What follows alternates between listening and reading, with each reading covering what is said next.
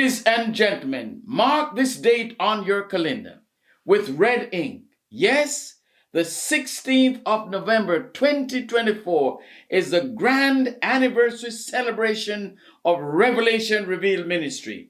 It will be celebrated in fine style, namely a grand musical extravaganza. On the lineup, we have Destiny, Aliana, Rosenia, Edify, Thea Frank, Latoya Mullins, Rupert Hurlock, and Victor Thompson, and Dr. Winston Hurlock, and many more. You just can't afford to miss this evening.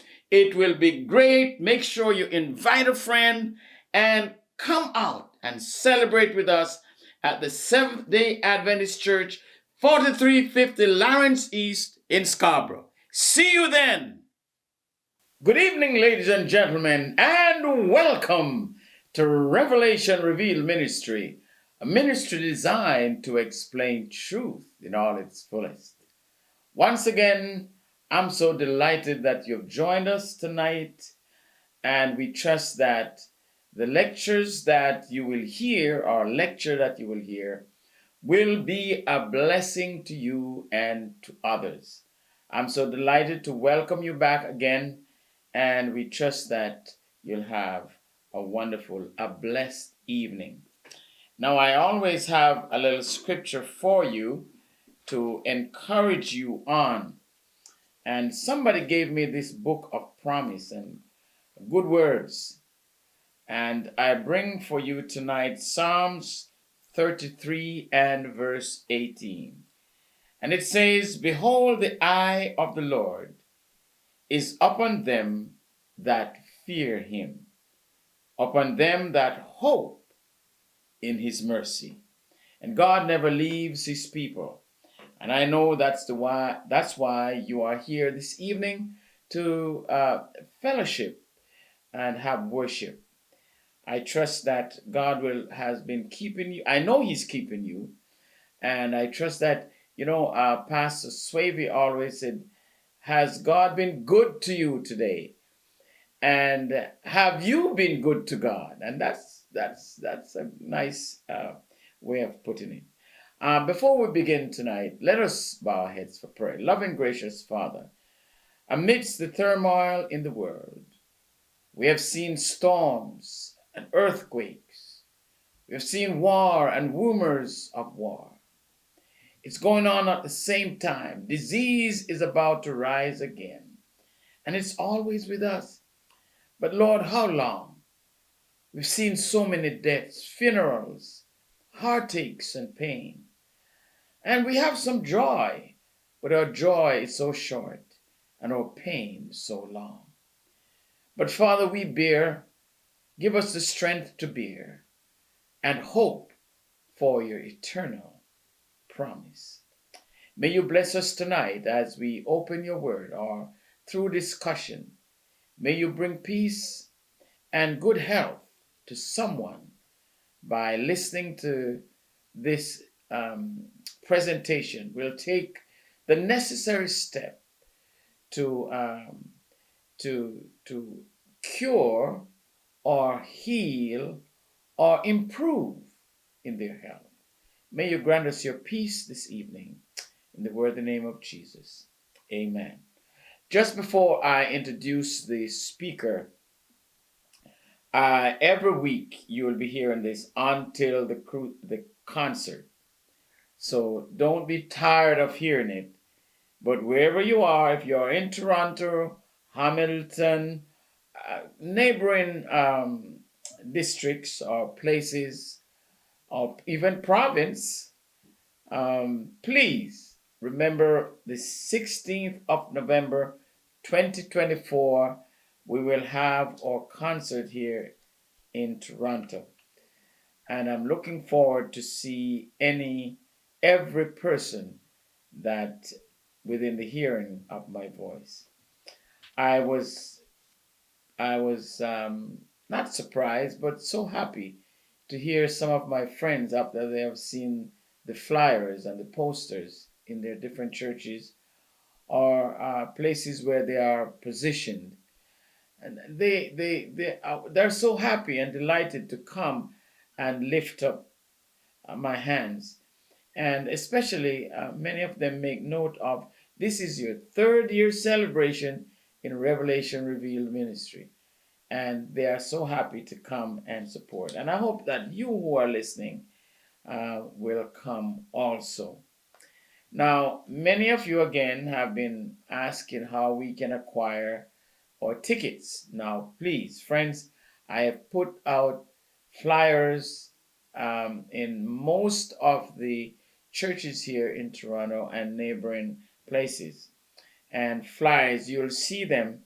But just because, if you did not know or where or how to get your tickets, you can call me at 647-226-4178. You can also get it upon arrival to the venue or the church. And number three, I would once again thank all the pastors in the Toronto and neighboring places for their support to allow the posters and the flyers to go out in the church, because they know really it's a worthy cause.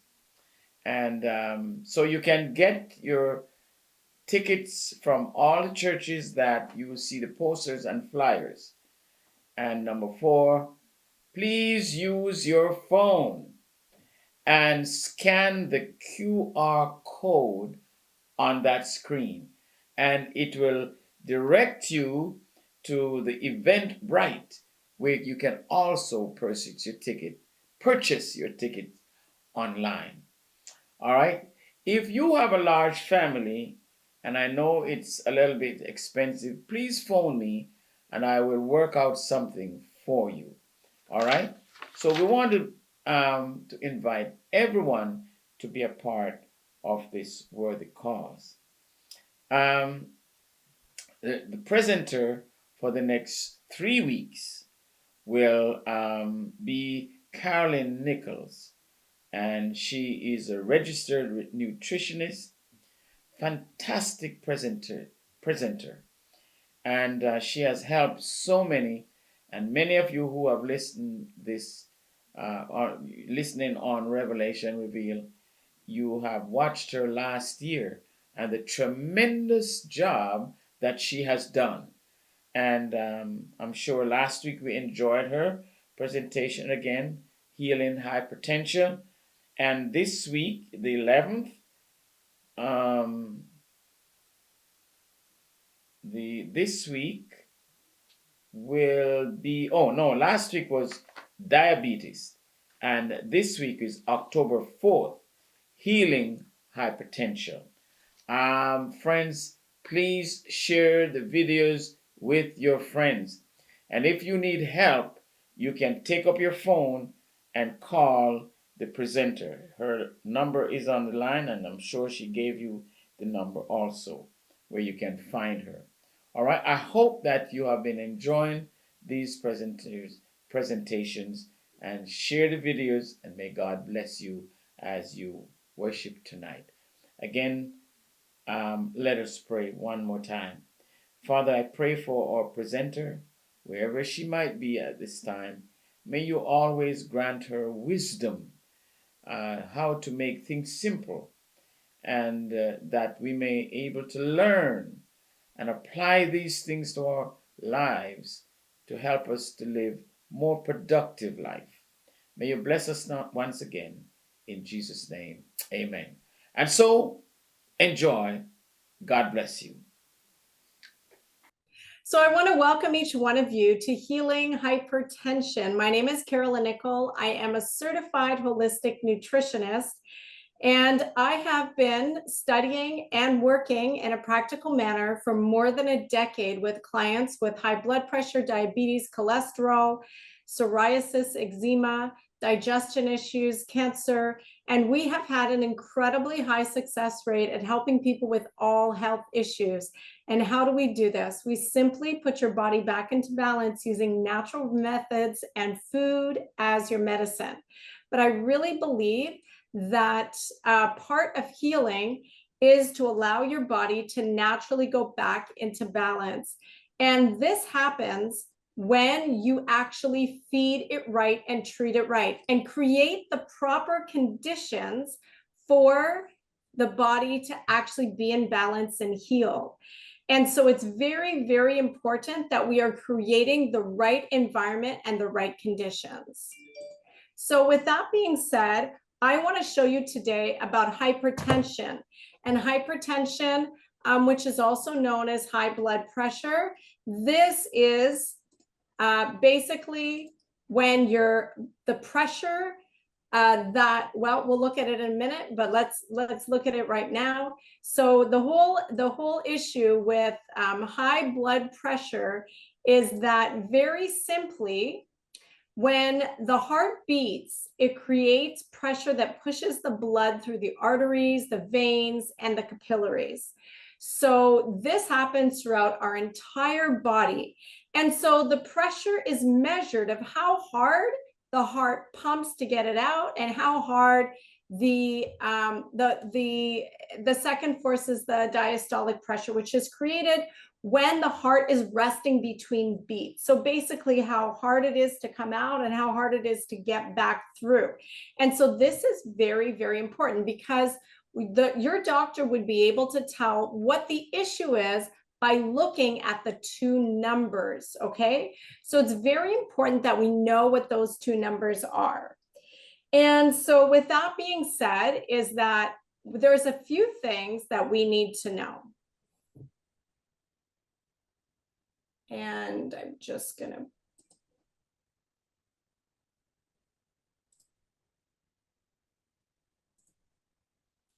So what I want you guys to see here is just very simply is that there's certain medications that are given, but not a lot of us understand what these medications are for and why we've been given them. So there's different types of medications depending whether you have high diastolic numbers or systolic numbers, or whether or not you are having blood clotting in your system, whether you have high cholesterol. So your doctor makes that judgment call. So basically, you might be on some kind of drug that ends in pril. Okay, so this is usually an ACE inhibitors. So these help to relax the blood vessels.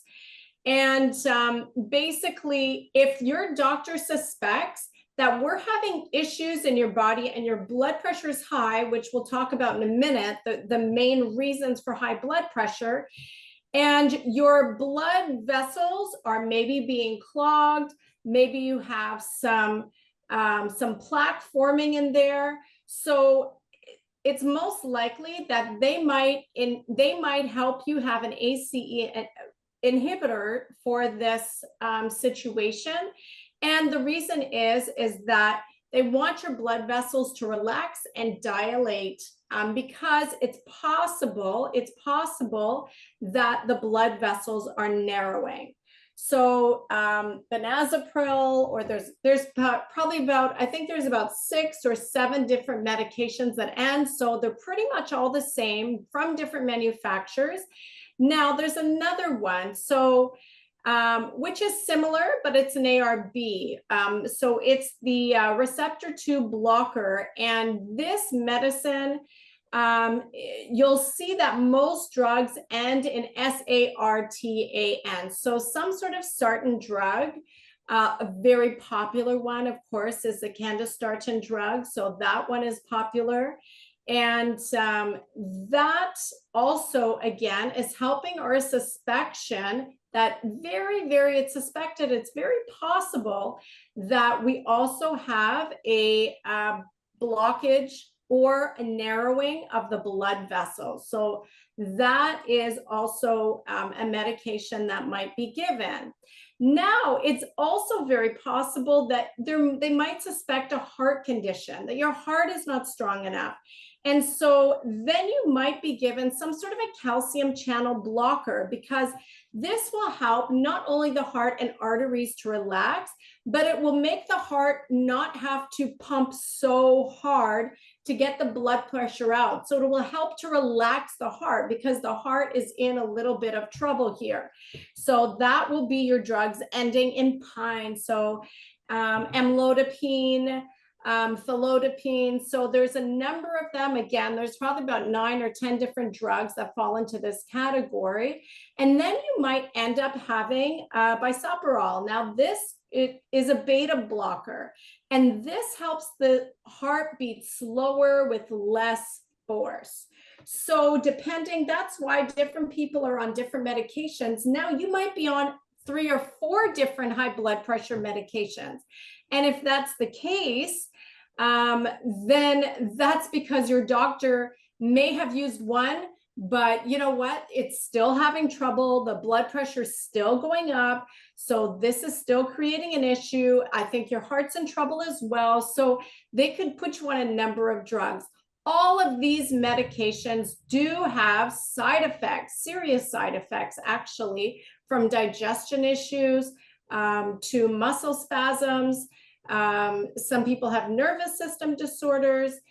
So there are side effects for all of these, including blood clotting, bone deterioration, and we'll look at all of that in a minute. Now, you might also you might have been given a water pill. So what is a diuretic, and how does that work? And why would we need this? So diuretics cause the kidneys to remove extra water and salt from the body, but this also will pull out potassium as well. So here's what I want you guys thinking. I definitely did not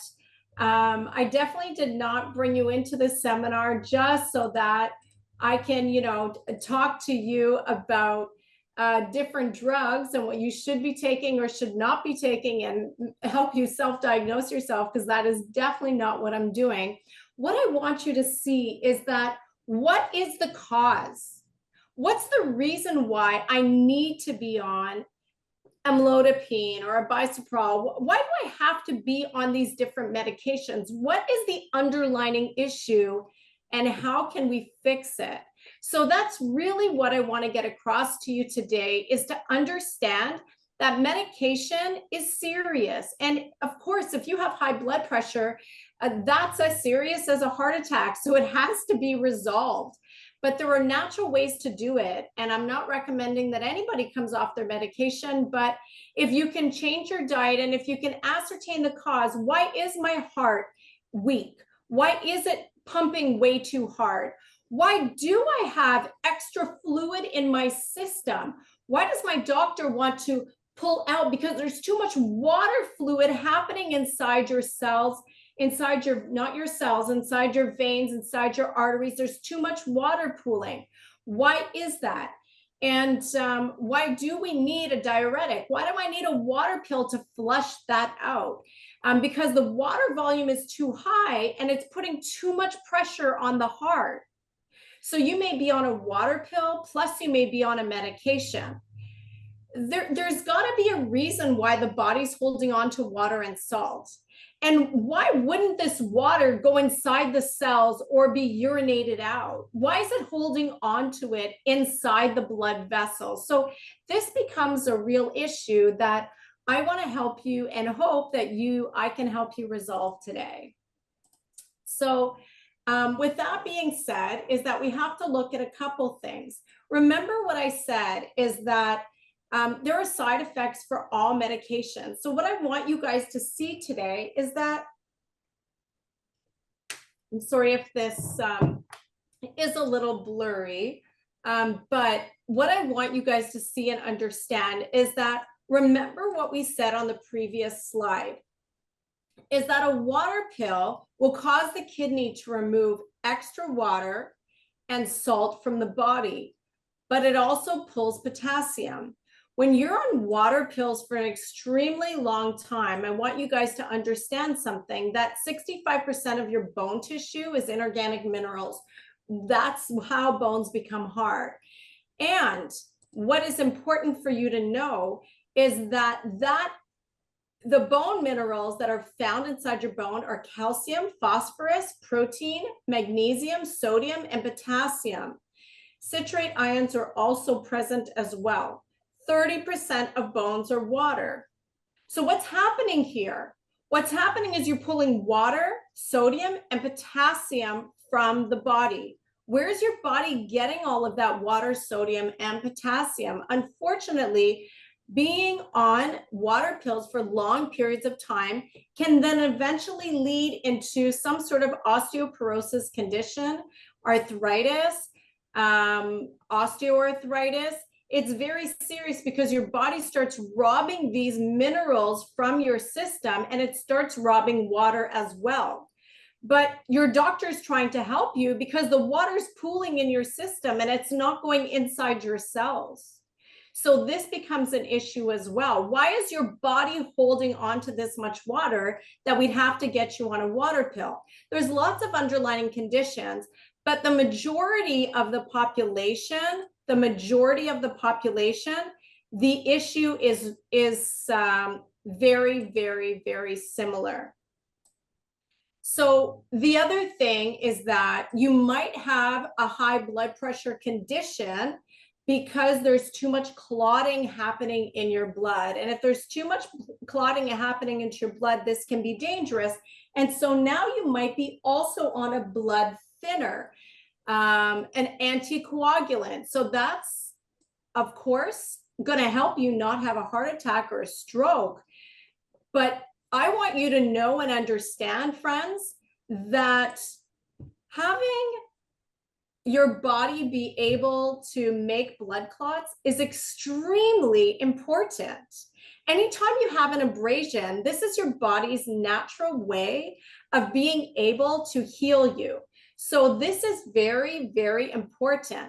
So if your body is trying to heal you, what's going to be important is that your body does create this coagulation of blood vessels. Very important that your body does blood clots. If you cut your finger, your body's going to create a blood clot. Your signals, your hormones will send a signal to your body to begin to pool blood in the area. It's going to create a gelling effect so that you're not leaking blood all the time. Now, what happens inside the human body, in our blood vessels, in our arteries, in our veins, what happens here is that it's very simple. So I just fixed the camera there, I apologize. It's very simple, but what's happening is that we have abrasions inside our blood vessels. And your body has to do the same thing. Not every cut is something visible and something you can see. So there are abrasions many times inside the blood vessels, and the body does the exact same thing. It is now trying to heal those abrasions by creating blood clots. Very important part of healing. But you can imagine what a scab looks like on the outside of the skin. Something very similar on the inside of the body. And that can create an issue because, of course, if you have a blood vessel, that blood has to travel through in order to get to the heart and all through the body. But now you have an abrasions, your body has created a Band-Aid over it. So now we have these issues. There's going to be a barrier in the way as that blood is passing through. It's not a clean pathway, and that's where trouble comes. Now, imagine you have a clot that actually moves into the bloodstream because we're clotting on the inside of the body. Now that blood clot has, first of all, once you have resolved the issue, your body usually will tell your system, break down that blood clot now. It's time to break it down. And there's enough water and a good blood viscosity happening so your body can do that. The problem is that when that blood clot does not get broken down and then it moves through the bloodstream, now we're in big trouble. So what's the answer, and what is the doctor going to do about this? Well, you may go on a blood thinner if you have any kind of history or suspect of having a blood clot. So if they don't dissolve as they should, they can move to areas and cause problems. So blood thinners, okay, blood thinners signal the body, so it starts to talk to your hormones.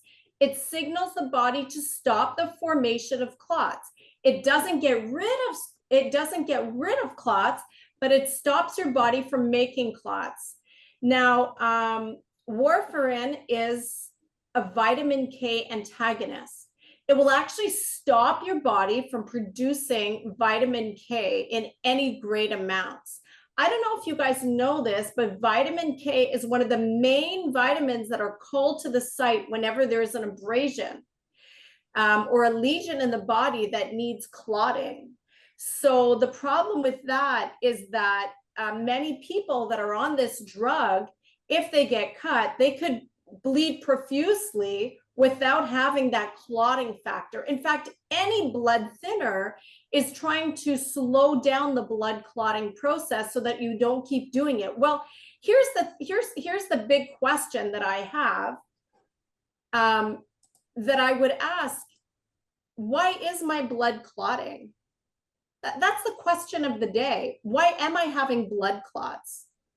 Am I having abrasions inside of my body? And if I am, what's causing that? So, because the dangers of blood thinners are very serious. So why also is it that I'm having abrasions in my body? We're having this coagulation, so this blood clotting, and why is it moving without being dissolved? So those are the questions that I ask as a nutritionist. I don't know. Our medical system works very hard. I don't know why they don't always ask those questions, but instead will just give a medication. But I'd like to know, and I think you should know, why are these situations happening and what can I truly do to resolve these issues? Because that's what's ultimately important, is that we've got to ascertain the cause, friends. We've got to figure out what is the reason for all of this happening and how can I resolve it? So let's get to some good information of how we can resolve these issues, because it's extremely, extremely important that we know how to resolve all of these issues. And if you are just joining us, I just want to let you know that this is being recorded. So just advise that we keep our cameras off just until the end. And if you have any questions, please just throw them in the chat and I will answer them at the end of the seminar. So just so you know, for your information, these are some signs of blood clots happening in your system, because as the blood is pooling to an area, you might have pain or tenderness, swelling, or a warm feeling in one area because blood is very warm. You could have, if there's a blood clot in the brain, you could have issues with speaking, vision changes, sudden headache, dizziness.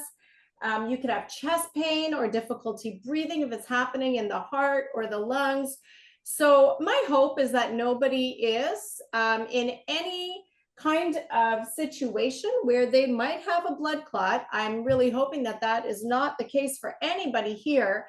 And if we can make some changes, I can never promise, but I am pretty sure that you could stay away from blood clotting. However, I just want you to also know that no matter what I'm saying today, as far as how you can reverse things, there's always a small percentage of population that has a genetic disorder for hypertension and for blood clotting. That might be that your hormones are off and they signal your body unnecessarily to create clots. So that's also very real. You'll learn next week as we do cholesterol, there's about 9% of the population whose body actually overproduces cholesterol. I can help you reduce the cholesterol, but I can't turn your liver off from doing that. So I just want you to know that there's always that small percentage with a genetic disorder. Now, your genetic disorder is not because your parents had high blood pressure. Now you have blood pressure, high blood pressure. It's my lot in life. No, it's not. That kind of genetics that is not a hormone imbalance is generally less than 10% of your issue. And epigenetics, which is actually a medical term, can turn off that 10%. So if you weren't born with it, friends, it absolutely should be able to be reversed. So let's get into understanding the human body and how we can actually resolve this issue. So we don't need to know all the medical terms, but I just want you to take a look at your blood vessels. These run throughout your entire body, incredible systems of arteries and veins that run through your entire body. We are just so incredibly wonderfully made. So there's different layers, and there's a reason why we have different layers. The reason why we have different layers, for many reasons, but for a main reason, is that there needs to be enough wiggle room and elasticity. So we need to make sure that your blood vessels are pliable and movable, and there's enough elastin that's flowing through them, some protein binders that come together very loosely that create this elastin. When you work out, your blood vessels expand. When you're breathing, your blood vessels expand. When you're moving around. But there's also other reasons why your blood vessels expand. So it's very important, as blood is being pumped from the heart through every single artery and vein, that there's enough elastin inside your arteries so that the blood flow can happen in a smooth, consistent way without any interruption. I mean, look at that. Imagine the tunnel system that just goes through your entire neighborhood so that your toilet flushes, their toilet flushes, everybody's tap goes, the shower goes, right?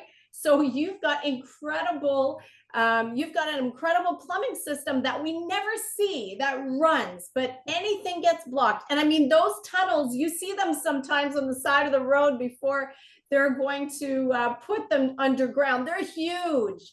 Friends, our arteries and veins are not huge. They're not huge. So it's quite important understanding that a little bit of an interruption, a little bit of plaque on those arteries can create a major, major issue. So arteries will become stiff, and that is number one reason. So we were talking about the reasons why we might have high blood pressure. For those who might have missed it in the first place, missed it earlier, is that we talked about the different medications that your doctor may prescribe to you. So if your doctor is suspecting that your veins or your arteries are not as pliable and as they should be, then it's very possible you're going to fall into one category of medication to help to dilate your blood vessels, to open them up, because they're not opening up on their own. Why wouldn't your blood vessels open up on your own? You can imagine that your blood plasma is about 90% water. So if you're not drinking enough water, your blood is going to be super thick. If you've got plaque buildup, and we'll talk about what makes up plaque, if you've got even a little bit of plaque building up inside this artery, it's actually going to be stuck to the wall of your wonderful, pliable, elasticy arteries, and now it's not very elasticy. Now it's very stiff and it's not moving very well. Well, of course, there's lots of arteries and veins in the entire system, but most people, if you've got it in one place, you've probably got it in 5 or 10 places. It's not just one, because cholesterol buildup is actually quite sticky, and so it will stick to the artery walls. What happens when it sticks to the artery walls? Well, then we get abrasions, because it's extremely irritating to have that stuck to an artery wall. And if we've got something that's extremely irritating, then we can create an abrasion. If we create an abrasion, as we talked about before, your body goes through the blood clotting situation. As it goes through the blood clotting situation, Now it's also another problem. It's another problem because now, friends, we are going to be having a situation where your body has to create blood clotting, and you want to hope that it stays there. But if it moves, then that blood clot flows through the entire vein artery system, and we don't know where it's going to end up. But even if it stays, and now it's creating a barrier inside this system. And if there's a barrier inside here, how hard does the blood have to work to constantly get around it? Guess what that is? That is high blood pressure, because now your body needs more pressure to get through your veins and arteries. So if there's a plaque buildup, if there's an abrasion where your body had to create a quote unquote Band-Aid, that's what's going to cause high blood pressure. If you are having dehydration where your blood is really, really thick, then your body has to use more pressure to get the blood up to the heart or even out of the heart. And because the heart is a muscle, it needs a lot of water. And so if it's dehydrated, then the resting between the heartbeats, you are going to tell that or your doctor will tell that there's trouble there. If you have too many toxins in the system, and we're going to talk about that as well, but if there's too many toxins in the system that are also building up on your artery walls, then that again is creating barriers for your blood to go through. What I want you to picture inside your mind right now is I want you to picture, and I do appreciate that there are people from all over the world on the call today, which is really wonderful. But we're here in Canada, whatever highway you have, we have Highway 401, but whatever highway you have, I want you to picture it at 5 p.m., 5 p.m., okay? It's full of cars. So to get from point A to point B, which would normally without traffic take you about 10 minutes, it might take you 45. Picture it at 5 a.m. Still some cars on the road, but now you can get to your place in 10 minutes. This is the same thing with our arteries and our veins. If you've got so many toxins, if you've got plaque buildup, if you've got extra cholesterol that your liver just can't filter out, that means that your body's patching all of this fat wherever it can in your body. You might see your stomach growing, your arms growing, your legs growing. We've got way too much saturated fat in our body. Your blood is the transporter of all of that. You need clean blood. If we don't have good blood, we will not have good health. Your life is in the blood. So that 5 p.m. system inside your blood system, if there's too many toxins, the blood can't get through. If the blood can't get through, your body has to work very hard to get that blood up to the heart. And that's when we see an elevation of blood pressure. So again, the answer of the doctor is to help to dilate and constrict your blood vessels with medication. Well, that can be a problem because now you're overriding your body's natural ability and natural communication signals. You're actually creating a hormone imbalance because you are having something that is foreign to the human body override the communication messengers. It's a real problem because all it's doing is which is good, is trying to get that blood up to the heart, but it's expanding your arteries and veins. If they're very stiff, that becomes a problem because if you've ever tried to bend something that's stiff, you might break it. So it's not really resolving the issue, but it's trying to save your life. But I would suggest that we figure out why we're having too many toxins and why that plaque is on there. Let's find out what that's made up of and let's get rid of it. Because then you really resolve the issues. And I want to tell you something, that it doesn't matter what age you are, you can have good blood system, you can fix arteries and veins. But what I will also tell you is that sometimes scar tissue cannot be reversed. When you've created a very deep abrasion in your body, some scar tissue just can't be reversed. And so you really want to catch this before it becomes an issue. You can fix it and make it better and take out all of the inflammation that's in the area, But what you really want to do is try to avoid scar tissue. So let's look at this next slide. First of all, we talked about the plaque and the artery buildup. So that's building up on the arteries. So stiff arteries are one of the reasons for high blood pressure. Thick blood, your blood viscosity is very, very important, because if your blood is too thick, then that's a real issue. Dehydration is probably one of the number two issues. I will tell you what the number one issue is, which is next. So if you have too high cholesterol, those fatty substances floating through the blood is creating a thickness of blood, and too many sticky substances. Fat is very, very sticky. I'll tell you in a minute what else is sticky that fat sticks to, which is a positive thing.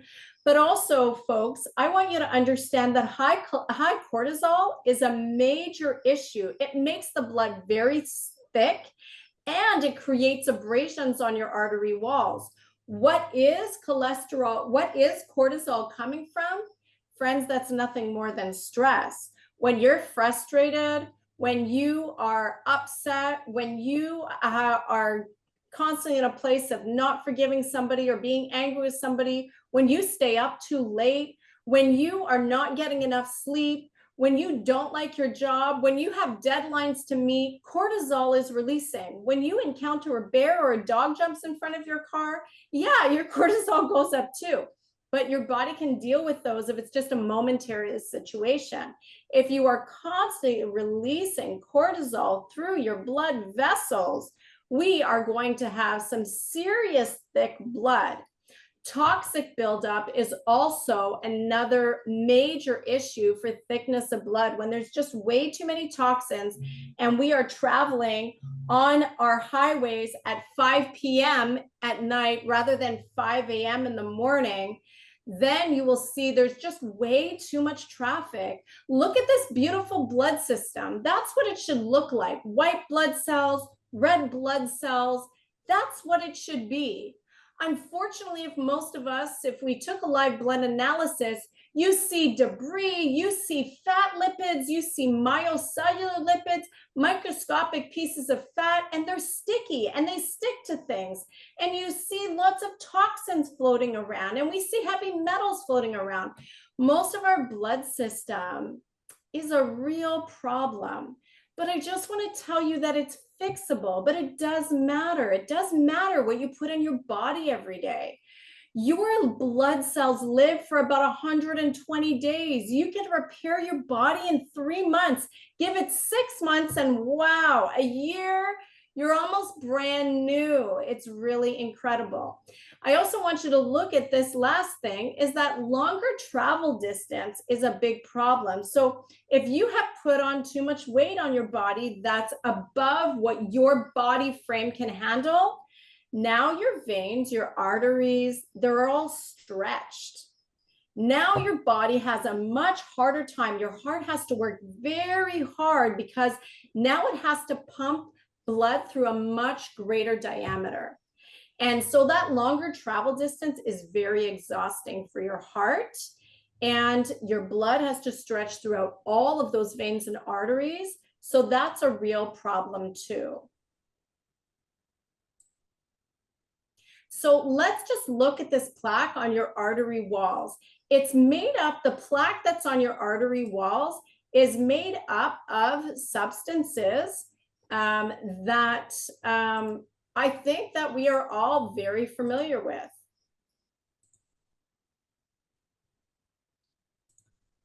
So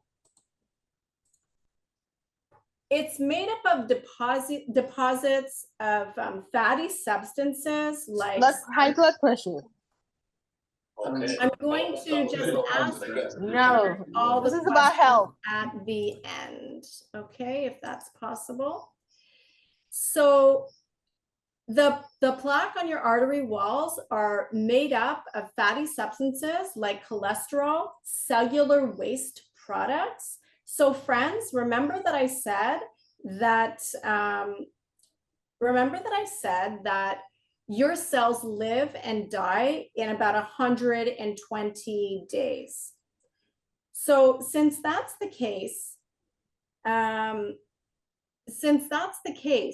your wonderful spleen is there to get rid of a cellular waste. That's what it's there for. And so that cellular waste, remember, your blood system is the highway for transportation of almost everything. So when that cellular waste is supposed to go to the spleen, if there's sticky substances like too much cholesterol hanging out, or if there is some plaque buildup, things get stuck on it. And so cellular waste products, dead cells, metabolic waste, because your body goes through so much metabolic waste every day, but it has an incredible waste system that works perfectly if we let it. So this gets caught on that as well. Calcium deposits get caught on that. Why on earth is there calcium floating through your body? If we have too much acidity in our blood system, your body actually pulls calcium from your bones and joints to try to make your blood acidic.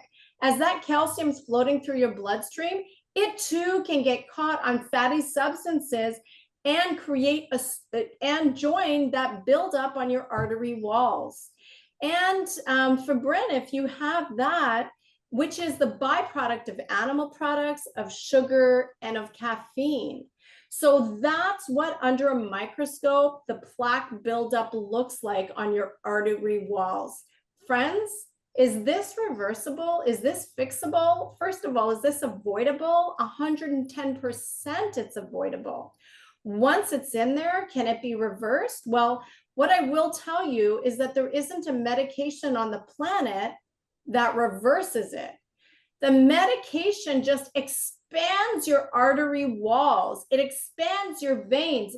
It tries to slow your heart down from working so hard. Well, that becomes a problem because your heart is trying to work so hard to get the blood going through the body. But then that becomes a problem because it can be a heart attack. So we run into this vicious cycle of, what do we do here? Because the medication is there to try to expand your artery walls so that the blood can get through because there's so much plaque in the way. My solution is, let's just get rid of this plaque and let's stop adding to it, because this thickness of blood is very serious and it's caused by dehydration, high sugar, high stress, too much cooked food, and not enough high water concentration foods. Okay, so it is fixable, but number one, there could be plaque, that's a problem, but there could be thickness of blood, and you could also have a weak heart. And if we have a weak heart, that is the third issue, is having a weak heart. And what I will tell you is that if you have a weak heart, generally that happens. Remember that your heart is a muscle. So your heart needs protein and it needs lots of calcium. Calcium is needed for every single contraction of your muscle. If your body is being robbed of calcium, and how is it being robbed of calcium? Well, if your blood is constantly in its acidic state and not an alkaline state, your body's pulling calcium from wherever it can get it so that it can make the blood alkaline, because calcium's super alkaline. So that's a major problem. The other thing is that many medications rob you of calcium. That's the truth as well, or it will block calcium. The other issue is that if you are not getting enough exercise and pumping that heart muscle, it becomes very, very weak. Muscles require tons of water. And so, of course, does your blood. So if you're not giving yourself enough water, your heart becomes weak as well. And of course, if your stress is very high, cortisol damages the heart muscles. It damages all muscles, but it really affects the heart. And the reason being is that the pathway of cortisol is through the vagus nerve. It goes from the brain, it goes through the heart, the lungs, and it ends in the stomach. So your heart becomes very, very weak with this passage of cortisol going through it all the time. And eventually you start feeling heart palpitations because that mucosis lining that was covering your heart to protect it from this damaging cortisol or anything damaging it has been eaten away at with cortisol. And now you feel what your heart's really feeling. And we call it an anxiety attack or a panic attack, but the protection barrier on your heart has been damaged. It's so thin, it's been eaten away at. And now when that cortisol passes through your heart or your lungs, you feel it right away now. You have shortness of breath, you feel your heart palpitating. So those aren't new conditions. It's just that you had a buffer before. But years and years and years of stress, you don't have a buffer. But imagine how weak your heart has gotten over time. So it's not just food you're eating. I've met many plant-based eaters that are drinking tons of water, but are going through serious heart conditions because, friends, I will tell you, stress will kill us before bad food does any day. So it's very, very important that we have every area in check. So let's get to the nitty-gritty of how we can help heal ourselves, okay? This is important. Processed food, friends, just stop it. Just get some broccoli, get some lettuce, get some squash, get some sweet potatoes, get some nuts, some seeds, and never eat more than a quarter cup in a day unless you're a very big gentleman. Maybe you can have up to half a cup of nuts a day. Get yourself some quinoa, some millet, some broccoli, some beans. Get yourself some vegetables and fruits and make yourself food. You know, whip together a stir fry. You don't have to be a chef to eat right. But just because we have all these fast food places and now delivery right to your door in office, it doesn't mean it's okay. Look at your bank account. Do me a favor and go into your credit card and go into your bank account and add up for me anywhere UBER comes up or any of the other delivery food programs. I would love you to do that for me and see how much money you would save. We are talking about how expensive groceries are, but I will tell you that apples, bananas, lettuce, cucumber, beans, rice, they are still the cheapest food on the market. Do you know how far cabbage will take you? It will take you really far.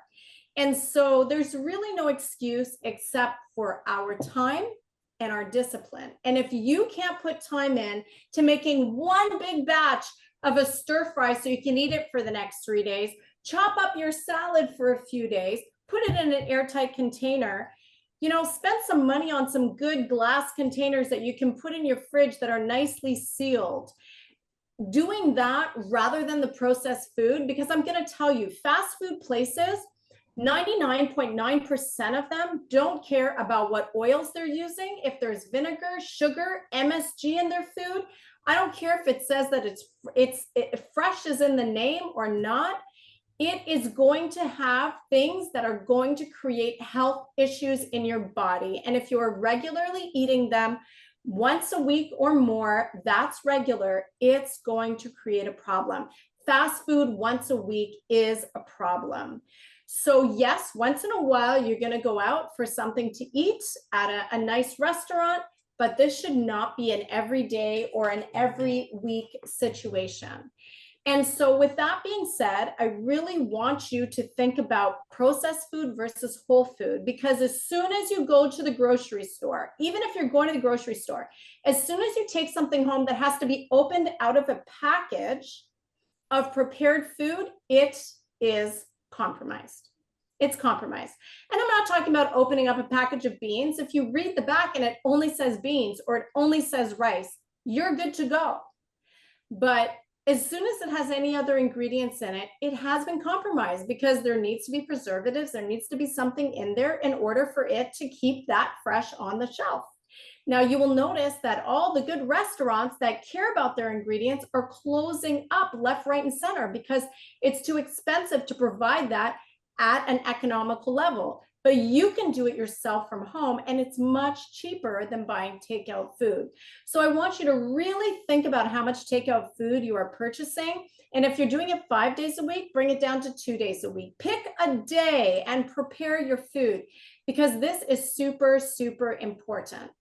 I just want you to see this for a minute, because if I can just emphasize the whole stress factor, it really, this is our bloodstream back here. It creates adrenaline and cortisol going through that bloodstream.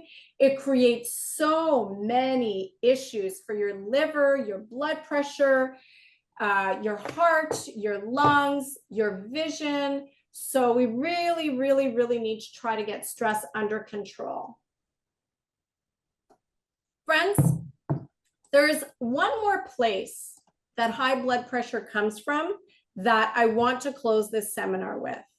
High blood pressure can also come from a portal vein that comes from your liver. Now, your doctor may not know, or your doctor may not diagnose you with portal vein blood pressure, but that's a real condition.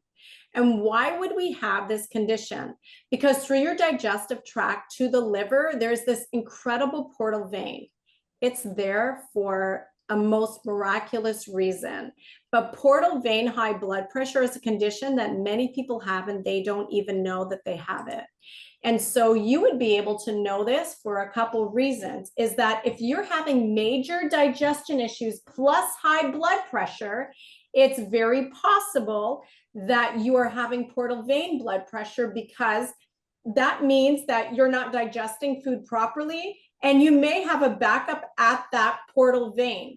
If you have fatty liver or a backed up liver, too many toxins at the liver, it's very possible you could have high blood pressure for other reasons as well, but you can also have a portal vein blood pressure because you have too many toxins at that portal vein. And if you've got a very big stomach, it's very possible, if you have high blood pressure, that it's coming from that portal vein as well, because now you're storing a lot of fat around your stomach. And wherever there's fat, your body uses that to store toxins. So it's very important that we don't have a big stomach. It's very important we don't have extra unnecessary weight on our body. It's very important that we are taking care of our health.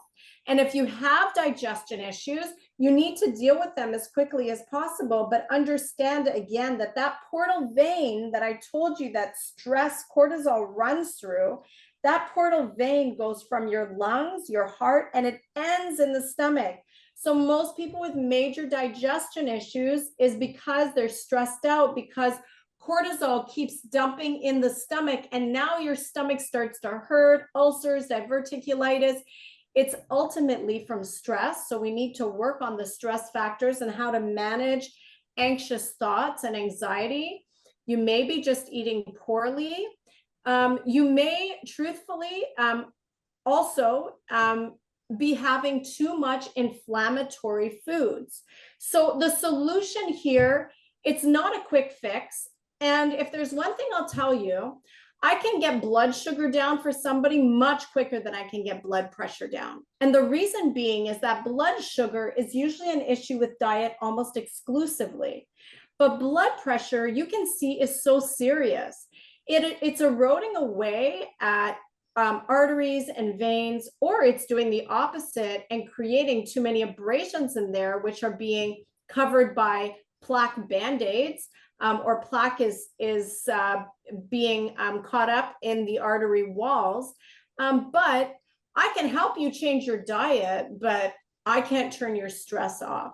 I try to laugh with you and smile as much as I can, but you can eat as well as you want. But if you don't go to bed and get enough, 7 to 9 hours of sleep, or if you're constantly stressed out, you can eat as well as you want, but I cannot bring your blood pressure down to the levels that it needs to be. I can drop it down for sure, but stress is a big factor, and I can help you with that. We have definitely a lot of, we have counselors and people that we work with, but I'm just saying that you can listen to me and eat what I tell you. But if I say stop stressing, well, how do we turn that button off? It's difficult.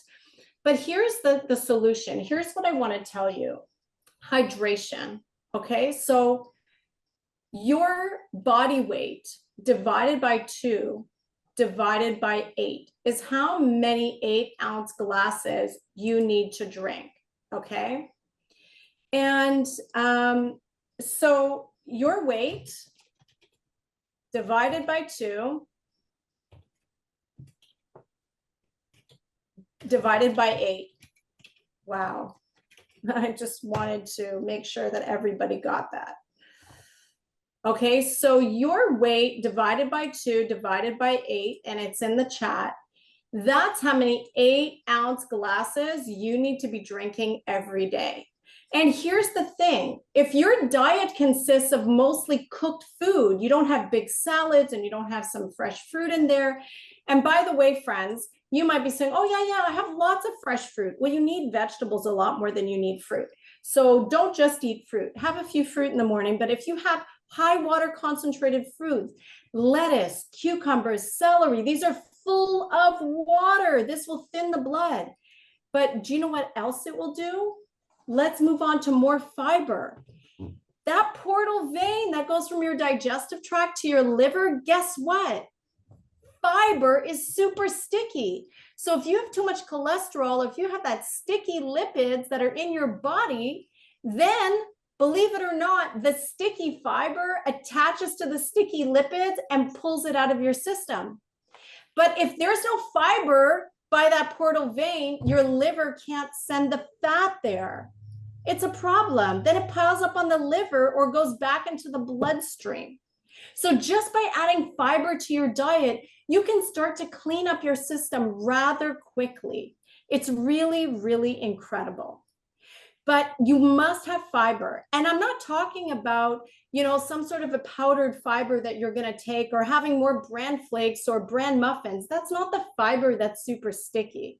The fiber that's super sticky comes from all of your green leafy vegetables, your lettuce, your celery, your cucumbers, your radishes. These are sticky fibers. Arugula, these are wonderful fibers. Your apples, your pears.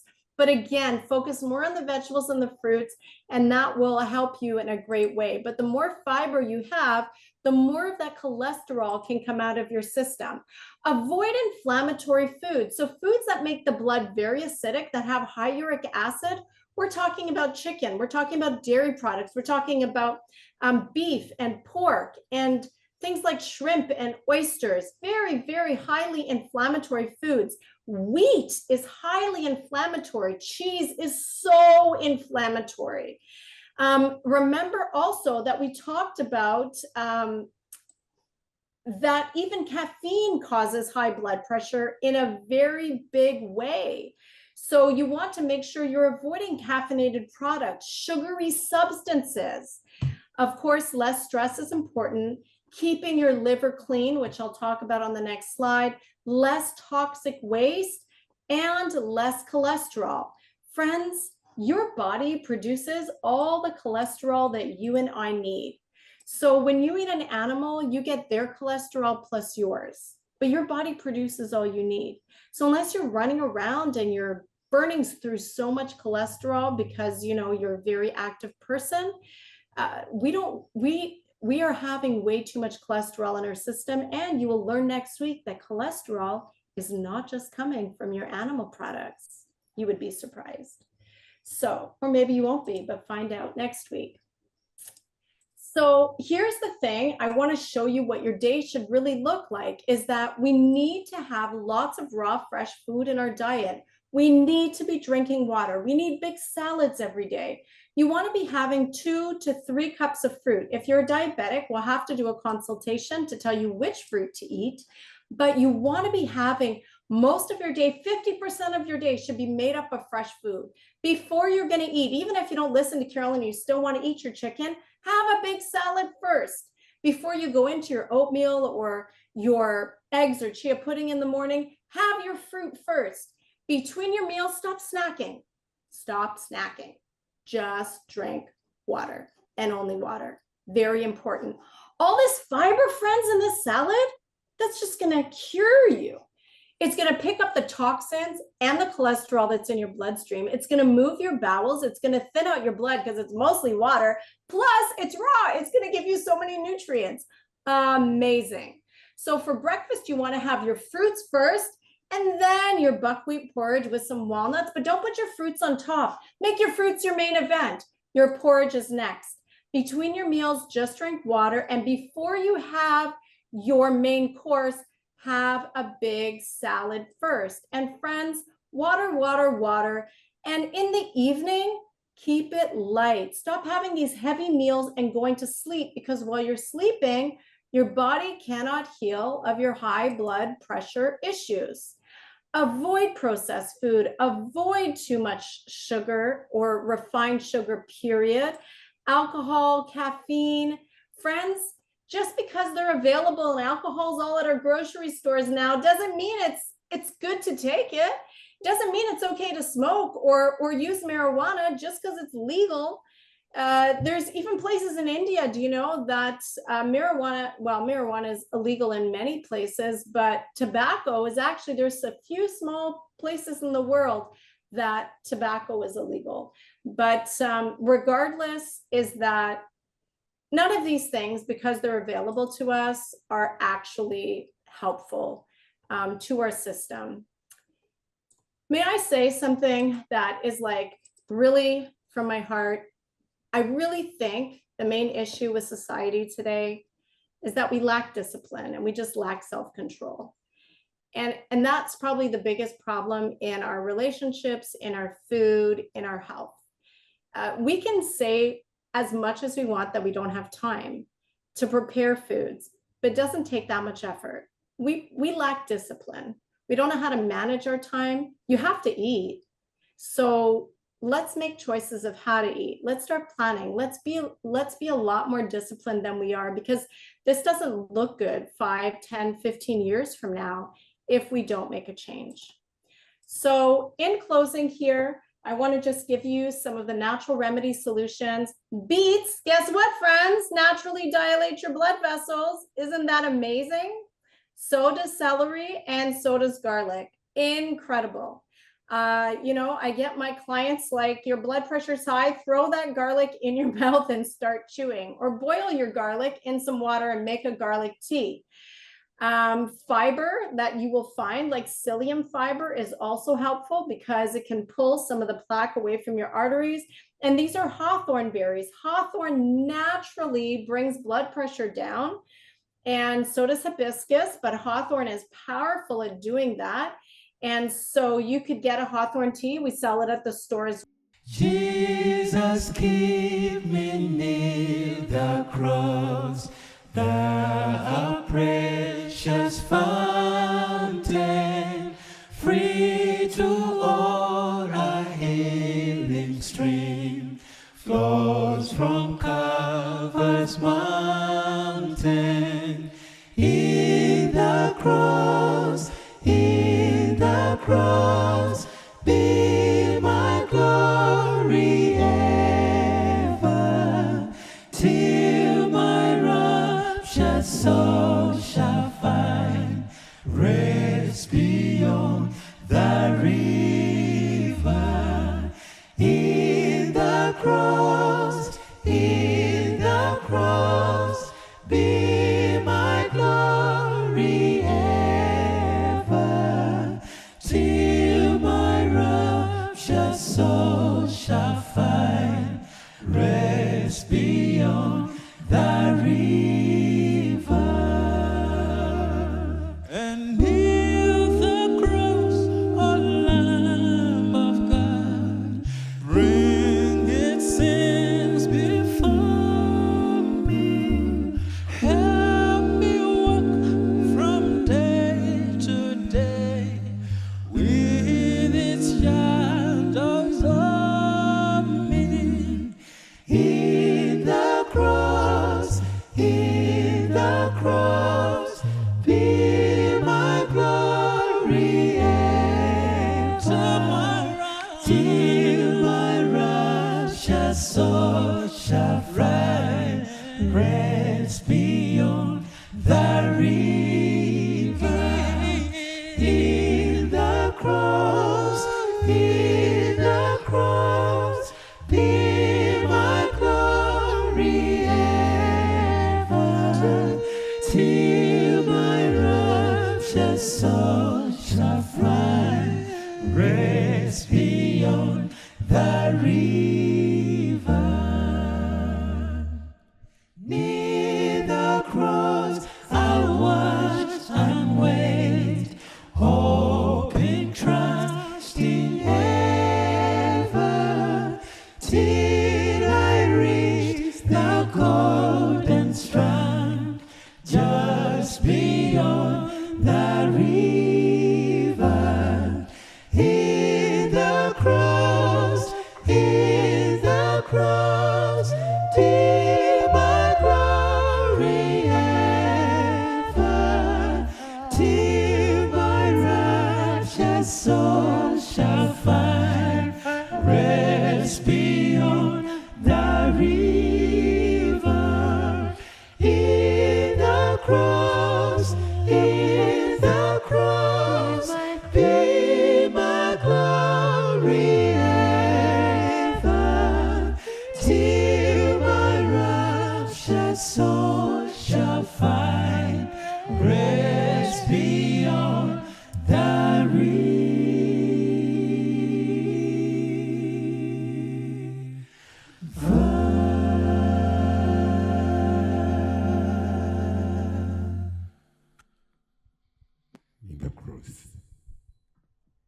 In the cross,